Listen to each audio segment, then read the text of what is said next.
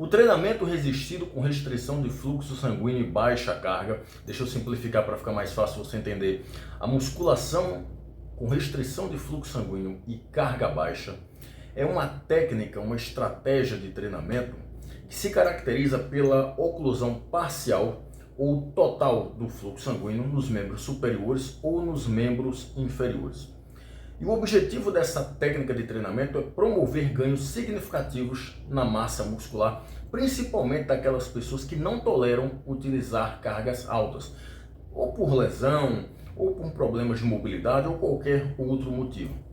A literatura científica já tem demonstrado consistentemente que essa estratégia de treinamento consegue promover ganhos significativos de massa muscular, inclusive ganhos semelhantes a quem treina com cargas altas. E ela se caracteriza da seguinte forma: você pega um manguito de borracha, existem aparelhos inclusive específicos para promover a oclusão vascular, a oclusão arterial ou parcialmente ou totalmente. Você pode utilizar aquele manguito, né, para medir pressão arterial, então você coloca aqui na parte mais proximal do braço ou na parte mais proximal aqui da coxa e você aplica uma certa pressão. Essa pressão ela pode ocluir parcialmente ou totalmente o fluxo sanguíneo. Mais uma vez, como eu já tinha falado, a literatura científica ela mostra que esse tipo de estímulo consegue promover ganhos significativos na massa muscular, porque você não precisa treinar com cargas altas. Você pode treinar com cargas baixas, e quando eu falo cargas baixas, são realmente cargas muito baixas, tipo 20, 30%, 35% de um RM, que é uma carga realmente muito baixa e que dificilmente você usando apenas aquele tipo de carga, sem restrição de fluxo sanguíneo, você iria conseguir algum resultado satisfatório nos ganhos de massa muscular. Pois muito bem, como a literatura já fala muito consistentemente que esse tipo de estímulo promove ganhos na massa muscular, a pergunta é: e quanto à força muscular? Será que esse tipo de estímulo consegue promover ganhos significativos na força muscular?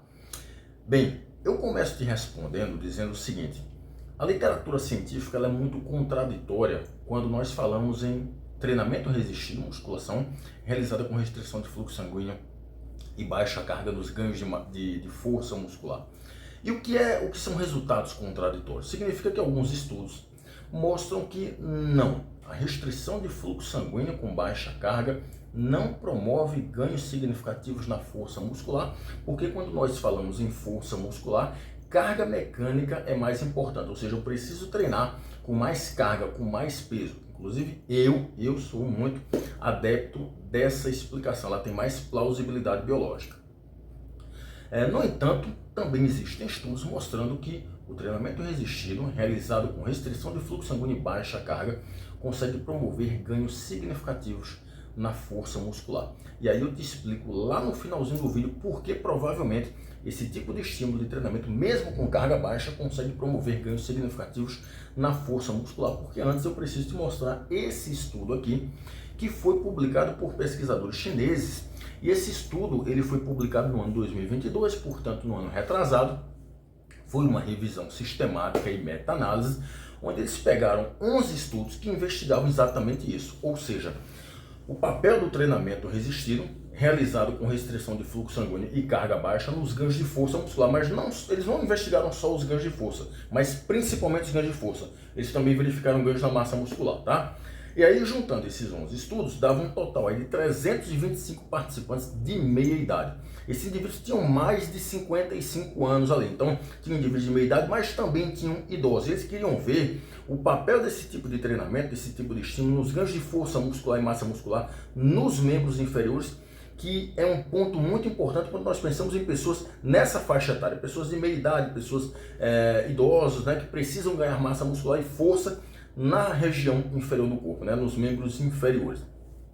E aí, esses 11 estudos submeteram os indivíduos a treinamento resistido com restrição de fluxo sanguíneo ou sem restrição de fluxo sanguíneo, né, para comparar essas duas formas de treinamento. Eles treinaram ali 2 a 3 vezes por semana. E quais foram os resultados? Foi que esses pesquisadores chineses observaram. O primeiro ponto é que eles observaram que o treinamento resistido com restrição de fluxo sanguíneo e carga baixa promoveu ganhos significativos na força muscular dos membros inferiores. e lá no finalzinho do vídeo eu explico por que possivelmente esse tipo de estímulo promoveu ganhos na força muscular desses indivíduos. No entanto, quando eles compararam o treinamento resistido com restrição de fluxo sanguíneo e baixa carga e o treinamento resistido só realizado com baixa carga sem restrição de fluxo sanguíneo, o treinamento resistido com restrição de fluxo sanguíneo e carga baixa saiu na vantagem. Claro, isso aí a gente espera, né? Em relação a ganho de força, isso a gente espera. É um estímulo mais potente, vamos dizer assim. No entanto, quando se comparou o treinamento resistido com restrição de fluxo sanguíneo e baixa carga e o treinamento resistido, ou seja, a musculação realizada com alta intensidade aqui entenda por alta carga, ou seja, realizada com muito peso, não houve diferenças nos ganhos de força. Ou seja, o grupo que treinou usando restrição de fluxo sanguíneo e carga baixa ganhou a mesma quantidade de força que o grupo que treinou musculação com cargas altas.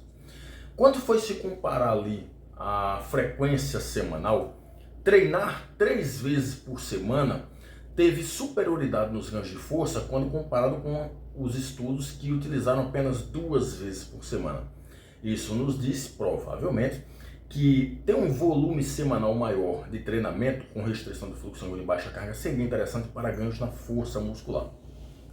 E aí vamos comentar sobre a massa muscular. Na massa muscular eles verificaram que não houve diferenças quando se comparou o treinamento resistido com restrição de fluxo sanguíneo e baixa carga com os grupos controles. Esses grupos controles eram formados por treinamento resistido com carga moderada, com carga alta. O que é que isso significa? Isso não mostra muita surpresa. Por quê? Porque realmente, quando a gente fala em ganhos na massa muscular, em hipertrofia muscular, o treinamento resistido com restrição de fluxo sanguíneo e carga baixa, ele não é superior ao treinamento tradicional. Ele é tão efetivo quanto. Então, tanto faz tu usar uma estratégia quanto outra, que os resultados em relação a ganhos na massa muscular vão ser semelhantes. Então, vamos lá para os comentários.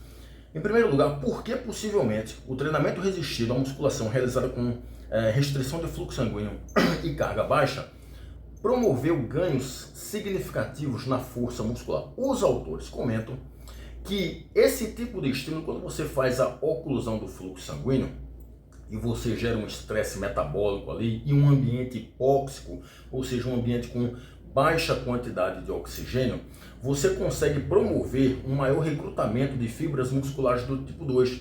As fibras musculares do tipo 2 são fibras que produzem uma maior quantidade de força muscular e elas hipertrofiam mais também quando você compara com as fibras do tipo 1. Ora, como elas são mais recrutadas, elas respondem mais. Logo, o treinamento resistido com restrição de fluxo sanguíneo e baixa carga promoveria ganhos significativos na força através dessa explicação fisiológica que eu acabei de dar para vocês e que é a mesma explicação fisiológica que os autores deram no artigo. No entanto, dos 11 estudos incluídos nesse artigo que eu comentei, 4 tinham limitações sérias que comprometem os resultados desse estudo, dessa meta-análise.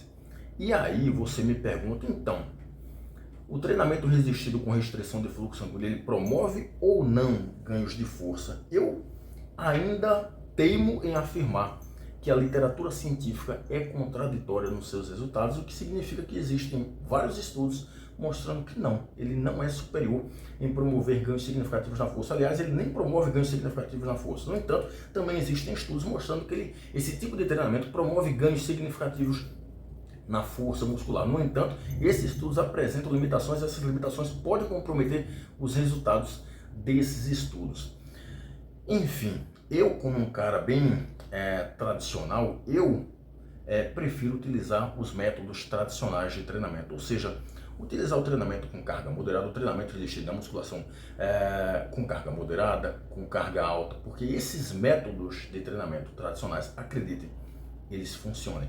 Mesmo que você não goste, mesmo que você deseje utilizar métodos avançados de treinamento, o treinamento resistido à musculação realizada de forma tradicional, ela funciona e funciona muito bem, inclusive para indivíduos de meia idade e idosos, para aumentar a massa muscular, para aumentar a força muscular dos membros inferiores. Eu espero ter contribuído, um abraço a todos, até mais.